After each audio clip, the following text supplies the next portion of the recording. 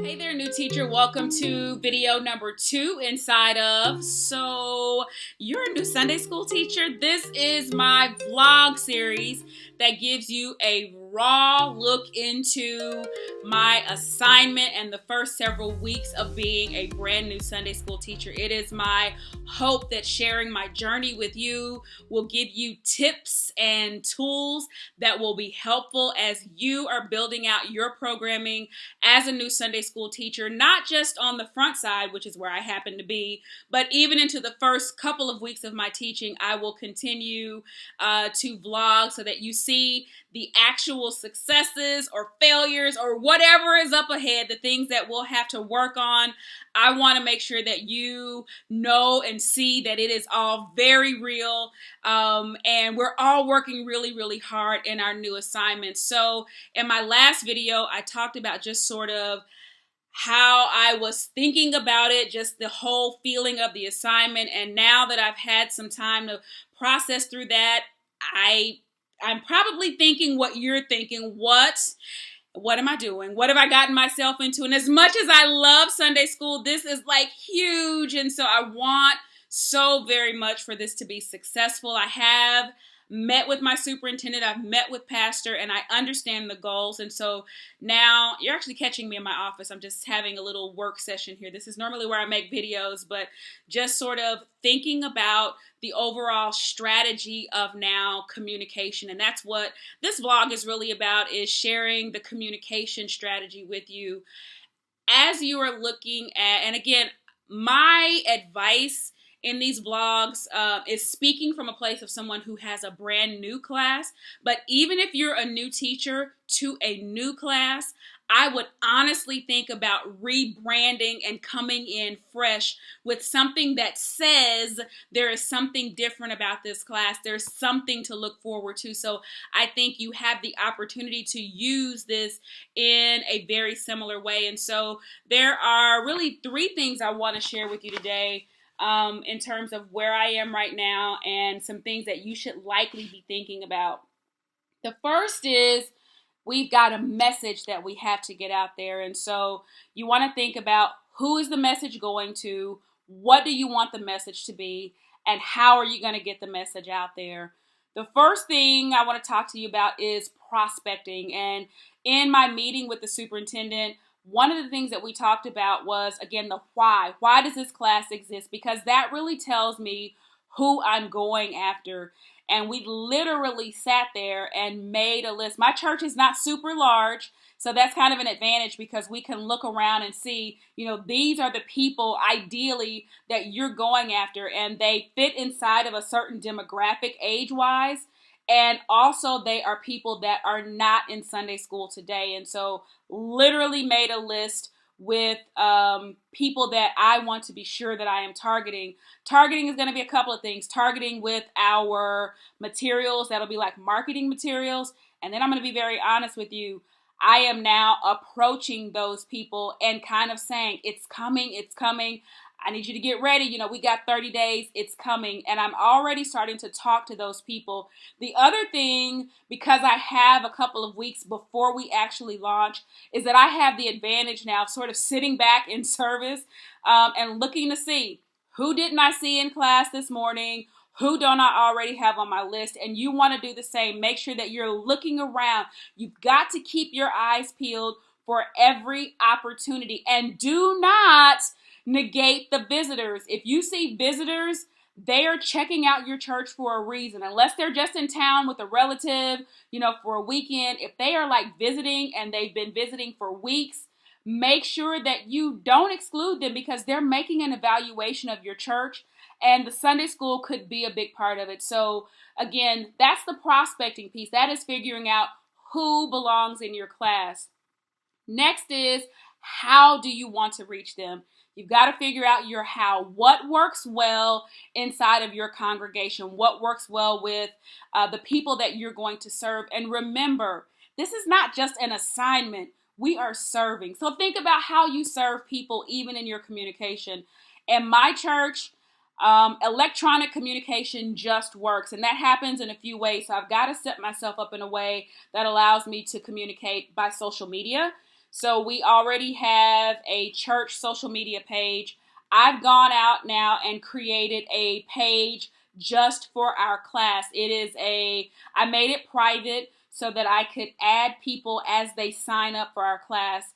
And that will be the space that we communicate on a weekly basis. You know, the lesson content. Yes, we'll all have books, but we'll communicate the content of the lesson, the things that we're going to talk about in class, and any sort of reminders or things during the week that sort of maybe thought provokers as we're going through. So I've got social media. We're a big texting church, so I have the capability of texting graphics or texting messages. I also use personally a mass distribution email for my Sunday school girl information. And so I am going to go ahead and add my Sunday school class inside of that because the capabilities allow me to send messages from different groups. So I use madmimi.com. And it allows me, I think it's like $10 a month, and I can have up to, I think it's 500 emails, and maybe I had to go to the $15 plan to have 1,000. I don't know, but it's incredibly cost effective to be able to send out mass emails, and they can be made very beautiful. They're very engaging. You kind of create your own letterheads.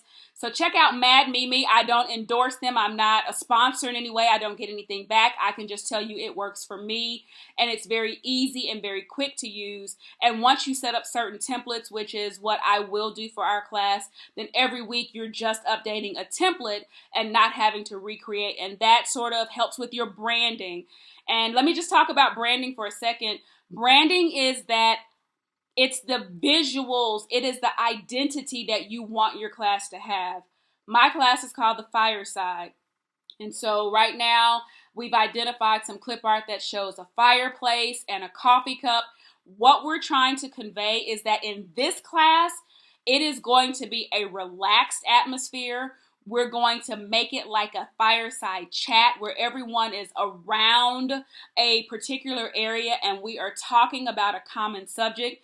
Yes, the coffee cup means that I want students to know that there is a coffee bar and that you can bring your favorite mug or bring in your favorite coffee, whatever your thing is.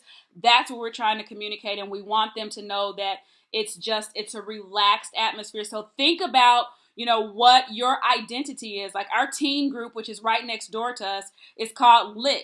All of their media, their marketing pieces are very exciting, lots of geometric shapes, lots of color, but you've got to think about the feel that you want your class to have. And even if you don't have like classrooms where you break out, I know every church doesn't have that, but that does not mean that your class cannot have an identity, but it needs to be seen in everything that you put out. So I've talked about social media. I can text, I can email. The last advantage that I do have is our church bulletin. And so we have a paper bulletin every week.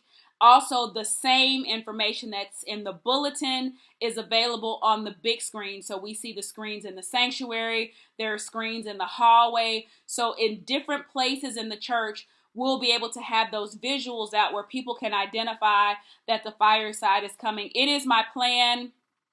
I think our announcement is being made 2 weeks before class starts. So we're going to have a 2-week ramp up, a 2-week public ramp up.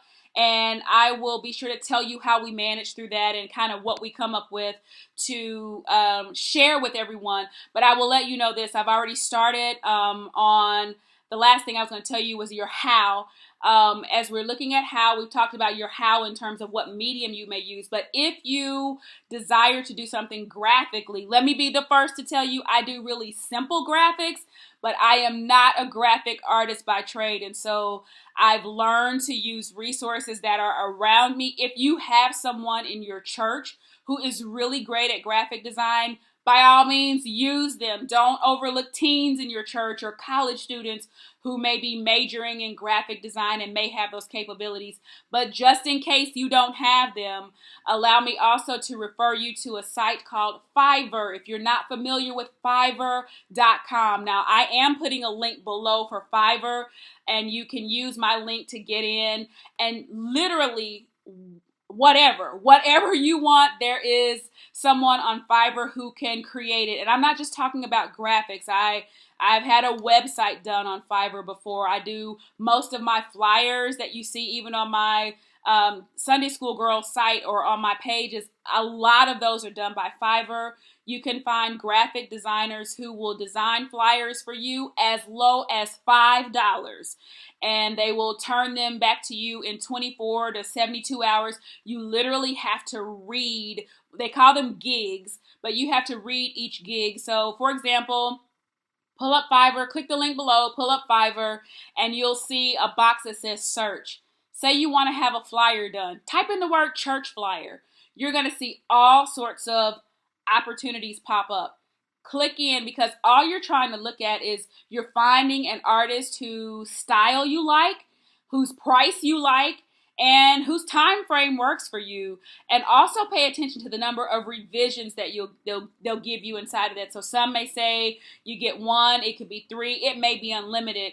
But they really, I've only had one bad experience, and I've used them for several years. So again, I don't keep secrets. That's how I get a lot of the work done. It's easy. And while I'm doing other things, Fiverr is working that out for me. What I also love about it is that I will take whatever is done in Fiverr, and that is sort of going to become our overall brand. And so for the first few weeks, whenever people see this particular postcard that's being done, they will know it has to do with the fireside. So check it out. And again, it doesn't just work for Sunday school. Whatever you've got going in your churches, it's a great place. If you want videos done, I promise you, there is everything in the world on Fiverr.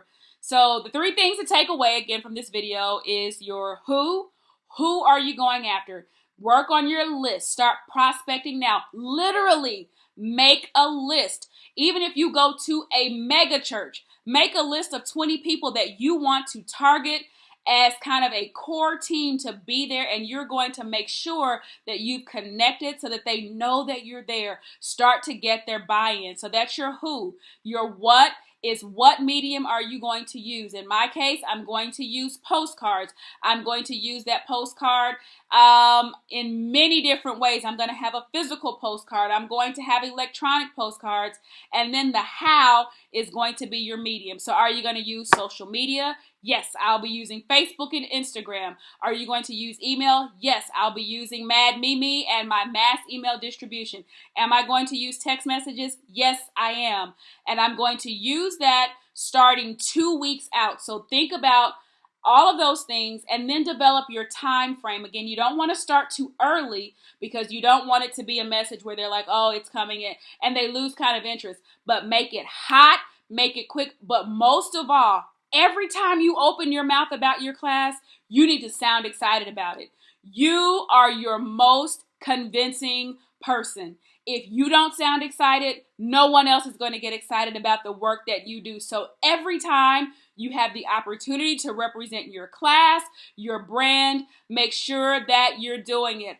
I also do not want to minimize, and I think I said this in the last video, that you have got to be praying now. Not when class starts, but praying now. What is it that you should be praying for? First of all, we're praying for ourselves. We have this tremendous opportunity to serve. God has given us this assignment and we are serving his people, but we want to make sure that our hearts are in a good place, that our minds are sharp and alert, that our eyes see, that our hearts, minds, and our spirits are open, because the word has to first minister to us before we can make it impactful and inspire anyone else through God's word. So it's got to minister here first. But then I do want you to begin praying now. Pray now that God will give you the right strategy. Pray now that he will make the ground fertile where you're going to go out and share. Pray now for the students that are in your prospecting list. Pray now for your class. Pray for the environment of that class, and keep those things before God, remembering this, that we didn't just get this assignment because someone didn't have something to do, but there is something that our leadership sees. There's an area for growth. God wants to do something in us and through us. And so we begin to talk to him about that now, so that we give him our best and we give him our all. That's all I've got for this particular video inside of So You're a New Sunday School Teacher. I'll see you very soon, in fact next week, and I'll be sharing with you our Sign Up Sunday. Have a good rest of the day. Bye.